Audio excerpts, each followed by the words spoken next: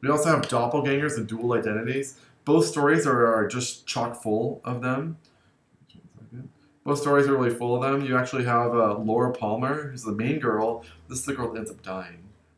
Wait, you know, the very beginning of the storyline is actually her dead with it. Oh, you're killing me.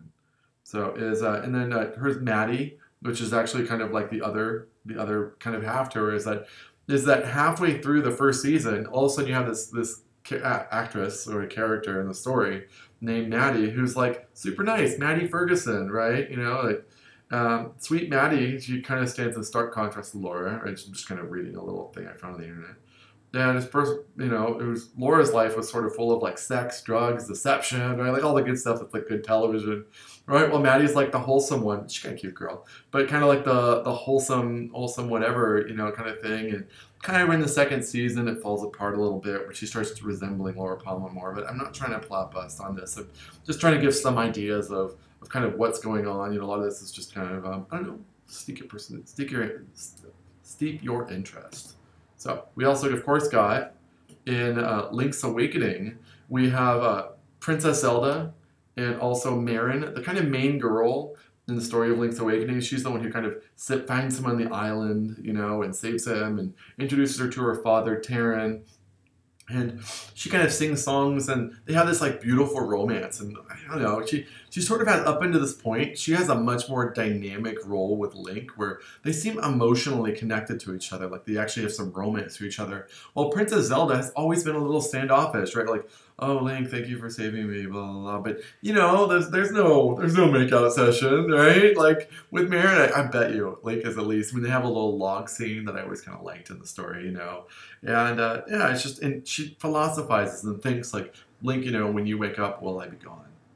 You know, with Zelda, you don't get that. But sometimes people speculate that they're sort of kind of based on a similar character. When I looked at the pixel versions that you kind of see here, you don't see much.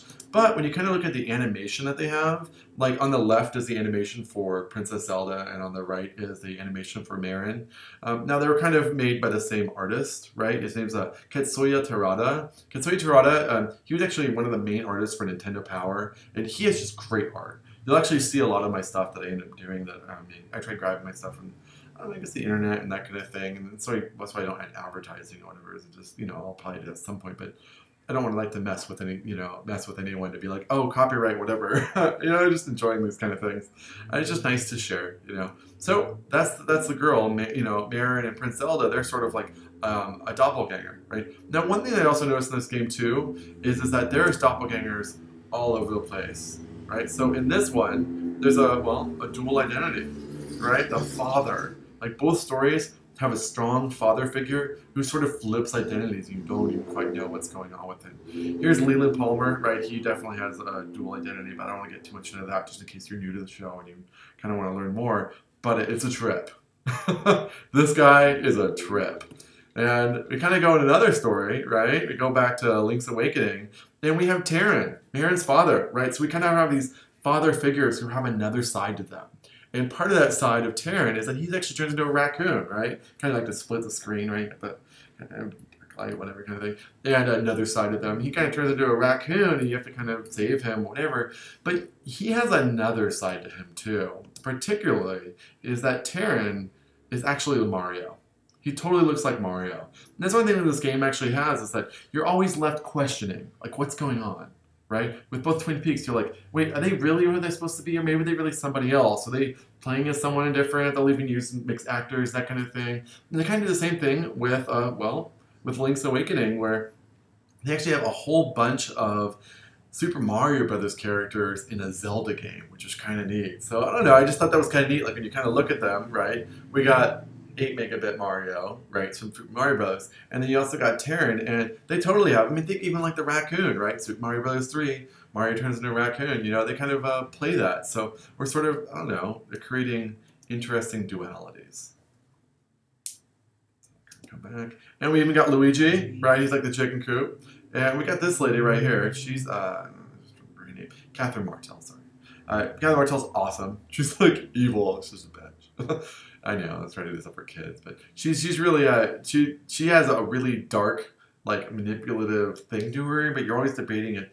I mean, she's not evil, but she just is, really rough to people. But at one point, we don't know what has happened to her, and I won't plot bust you, but she ends up being like there's like a Japanese businessman, right? So she sort of flips identities, and that's kind of that thing I was talking about, how maybe the Japanese really liked Twin Peaks because they even sort of have a white person playing a Japanese person, but they even have kind of like Japanese characters, Japanese businessman, Japanese immigrants, kind of stuff within the story, because that was actually kind of a big deal. Remember, this was the 80s, right? We got more too when it comes to Link's Awakening. We actually have Mamu and Wart. So Mamu's on the left and Wart's on the left. Wart is the main antagonist in, Super Mario Bros. 2, while Mamu just looks exactly like Wart, right? Like the necklace is slightly bigger. He has this big frog singing song, right? And you like look at him, and even though he says Mamu and all this different stuff, you're like, dude, that's totally Wart. It's just so obvious, you know? And so this person is them, right? And that's kind of the thing with doppelgangers and dual identities. Both storylines kind of incorporate that quite a bit. And just kind of a fun one that I ended up liking is that Gordon Cole, right? This guy, you'll see him around. He always has like the cool walkie. He's another FBI agent. I always like the line that Agent Cooper says, like, the only man I trust in the FBI, which is interesting because that's the director, right? Essentially, the guy who's playing Agent Cooper, who's the main hero of Twin Peaks, sort of like the link to the Twin Peaks, right?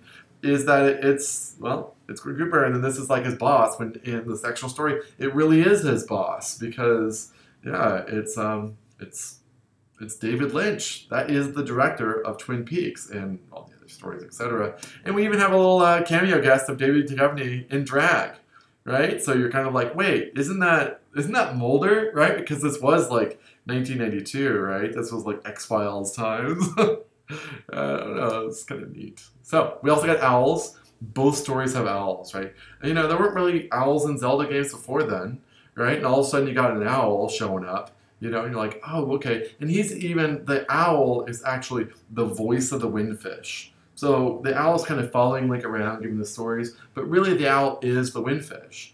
Hence why also the owl in Twin Peaks is also Bob. Bob is the evil spirit of not of the forest, but of the land there.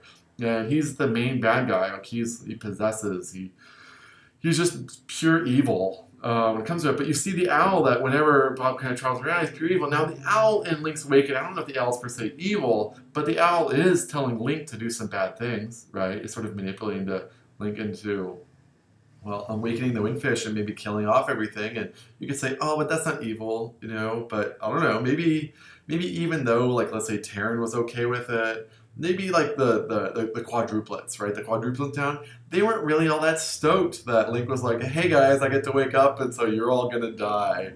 You know, I don't think they really like that really story. But yeah, it's the owl kind of is the key to that thing where it's really something else. It's really the spirit of, you know, a different something else, not entirely. Of the vessel. They're the vessel of another spirit. And we also kind of got a little bit of this too. This is Owl Cave, right? You have kind of tribal writing and that kind of stuff. This is actually the guide that they had. If you're just kind of curious what this is. This is the guide where they had to get to find the Black Lodge. I still don't understand the map. I was trying to figure it out when I was looking at it. But if you have some more insight in it, I'd love to hear about it, right? And we even have our own cave too, right? In Link's Awakening, where you kind of see that the connection is between the owl and the windfish and some like ancient writing and that kind of stuff. So they both have a cave. They both have to do with owls, you know, just, yeah, so many cool parallels.